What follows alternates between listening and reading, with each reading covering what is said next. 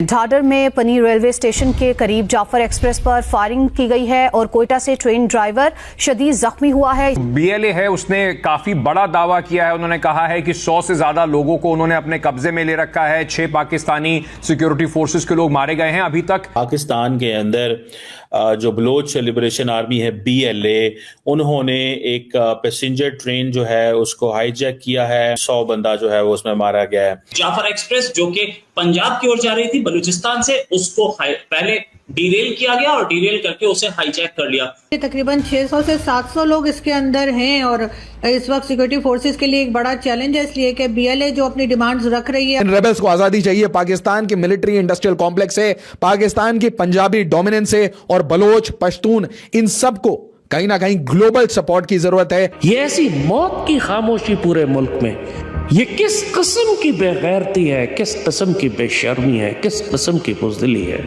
ये जो दहशतगर्दी है, इसके पीछे वर्दी है। ये हमारी अफगान पॉलिसी का नतीजा है। तुम उन पे हमला करोगे तो वो तुम पे तो हमला करेंगे। चाइना पाकिस्तान इकोनॉमिक कॉरिडोर को खत्म करके मारेंगे। $70 बिलियन को स्वाहा कर देंगे। 70 रुपए का यहां पे सामान नहीं बचेगा। ये हकीकत है कि हर दहशतगर्द का कोई ना कोई मसलक होता है, कोई ना कोई मजहब होता है। हर दहशतगर्द का एक मजहब है। मुसलमान दहशतगर्द का मजहब भी इस्लाम है। ट्रेन का जो कहा जा रहा है कि उसको हाईजैक करना, this is first major attempt of this kind, ठीक है जी, जिसमें पैसेंजर्स को आप जो है वो होस्टेज बना लेते हैं। जय हिंद दोस्तों, पंजाब से बलूचिस्तान की ओर जा रही जाफर एक्सप्रेस, जिसमें आईएसआई एजेंट्स, पाकिस्तानी सोल्जर्स, कुछ सिविलियंस भी मौजूद थे, इस पूरी ट्रेन को हाईजैक कर लिया गया है। दोस्तों, यह विश्व में दूसरी घटना है जहां पर ट्रेन हाईजैक किया गया है। 1977 के आसपास नेदरलैंड में भी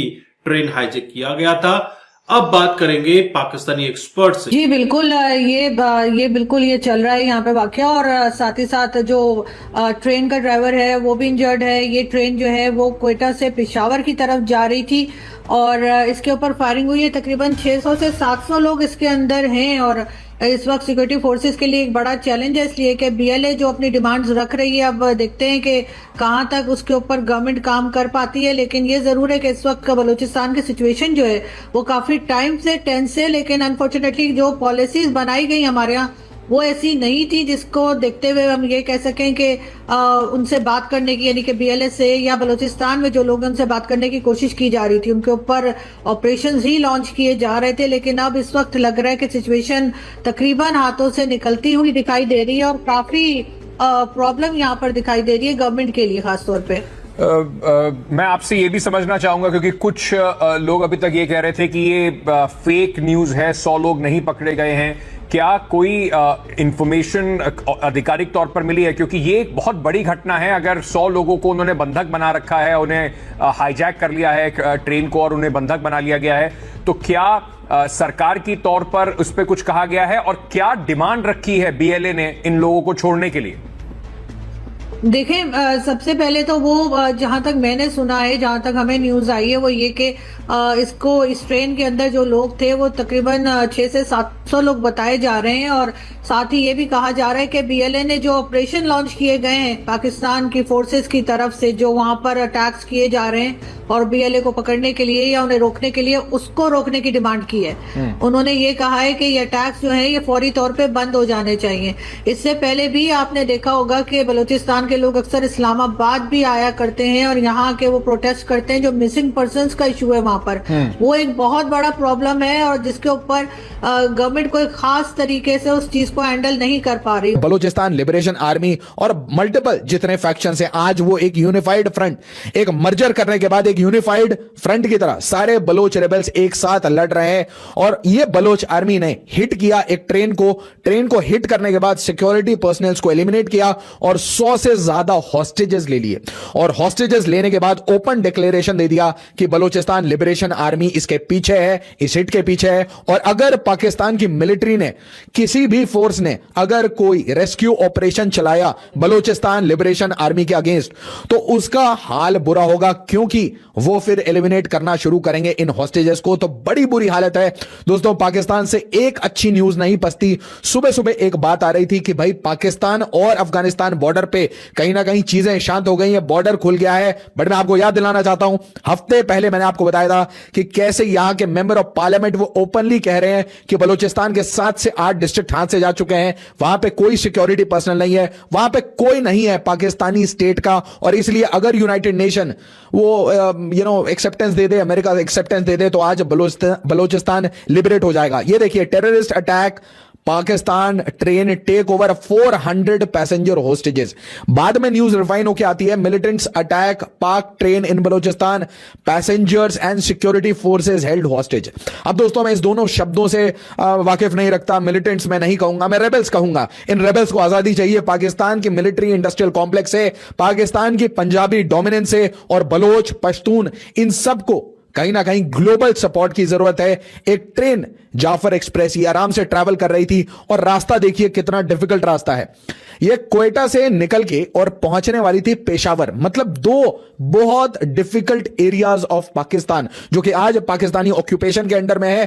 पहला है बलूचिस्तान और दूसरा है खैबर पख्तूनख्वा। ये हकीकत है कि हर दहशतगर्द का कोई ना कोई मसलक होता है, कोई ना कोई मजहब होता है। ये खुराफाती बात है कि दहशतगर्दी का कोई मजहब नहीं है। हर दहशतगर्द का एक मजहब है। हिंदू दहशतगर्द का भी मजहब धर्म उसका हिंदू है। यहूदी दहशतगर्द का मजहब भी यहूदियत है। ईसाई दहशतगर्द का मजहब भी ईसाइयत है। और मुसलमान दहशतगर्द का मजहब भी इस्लाम है। इसीलिए सईदी रसूलुल्लाह ने फरमाया था कि ये कुरान पढ़ेंगे मगर कुरान इनके हलक से नीचे नहीं जाएगा। सईदी ने फरमाया था कि ये ब्रेन वॉश्ड बच्चे होंगे, लड़के होंगे जिनको ब्रेन वॉश कर दिया गया होगा, जिनका दिमाग काम नहीं करेगा। आज आपने देखा बन्नू में जो लाशें पकड़ी गई हैं, सारी टीनेजर्स हैं, 18, 19, 20, 21, 22 साल के लड़के अपने ख्याल में जन्नत में जा रहे हैं, बेगुनाह मुसलमानों को ज़िबा करके, मासूम छोटे छोटे बच्चों को कत्ल करके। इनको किसने ब्रेन वॉश किया? किसने इनको यह बताया है कि तुम अगर इस तरीके से मुसलमानों को कत्ल करोगे तो तुम जन्नत में जाओगे, जन्नत की हूरें तुम्हें मिलेंगी? किसने बताया इनको? ये आम जाहिलों ने तो नहीं बताया, इनको ये उलमा कराम ने बताया। ये भी बड़े बड़े उलमा के फतवे लेकर आते हैं, जब भी अपने आप को कुर्बान करते हैं इस तरीके से। भारत का Indian national security advisor Ajit Kumar Doval खुल के रिकॉर्ड पे कहता है मुंह से कि हम दारुल उलूम देवबंद को इस्तेमाल कर रहे हैं पाकिस्तान के खिलाफ। दारुल उलूम देवबंद भारत तो खुल के उनके साथ खड़ा है, वो पाकिस्तान के खिलाफ है। तो दोस्तों आपने ये वीडियो देखी और आपने देखा कि पाकिस्तान में मातम छाया हुआ है। पाकिस्तान ने ऑपरेशन स्टार्ट कर दिया है जिसमें ड्रोन्स, हेलीकॉप्टर्स, फाइटर्स सभी उड़ रहे हैं। लेकिन आपको पता होना चाहिए ये ट्रेन दिखती नहीं है, ट्रेन किसी को विजिबल नहीं है क्योंकि ट्रेन एक टनल के अंदर है।